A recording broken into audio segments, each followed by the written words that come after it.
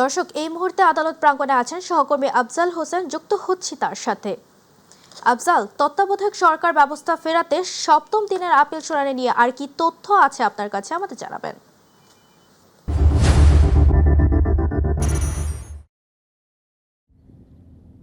জি, যেমনটি বলছিলেন, তত্ত্বাবধায়ক সরকার ব্যবস্থা ফেরাতে যে শুনানি চলছে, আজকে শুনানি আজকের মতো শেষ, আগামীকালকে আবার শুরু হবে।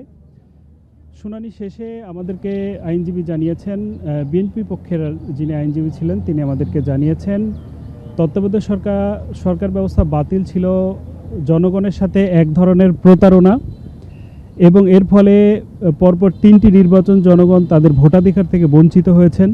তিনি আদালতকে আরও জানিয়েছেন এই তত্ত্বাবধায়ক সরকার ব্যবস্থা বাতিলের ফলে যেই শেখ হাসিনা যে স্বৈরাচার হয়ে উঠেছেন তার একটা সুযোগ হয়ে উঠেছিল এই তত্ত্বাবধায়ক সরকার ব্যবস্থা বাতিলের কারণে।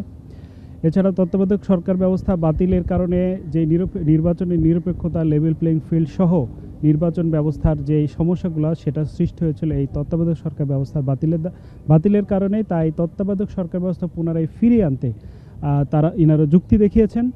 এছাড়া আইনজীবীরা আরও আমাদেরকে জানিয়েছেন যে তত্ত্বাবধায়ক সরকার যদি পুনঃপ্রতিষ্ঠিত হয় তাহলে আগামী বছরের ফেব্রুয়ারিতে যে নির্বাচন হবে এটি অন্তর্বর্তী সরকারের অধীনে হবে, এবং তার পরবর্তীতে যে নির্বাচনগুলো হবে সেগুলো হবে তত্ত্বাবধায়ক সরকারের অধীনে।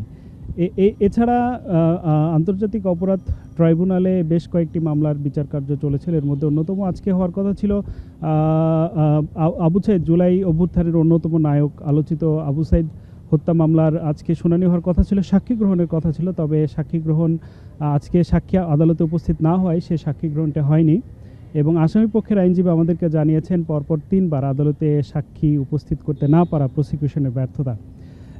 এই ছিল আজকে আদালত পাড়ার সবশেষ খবর।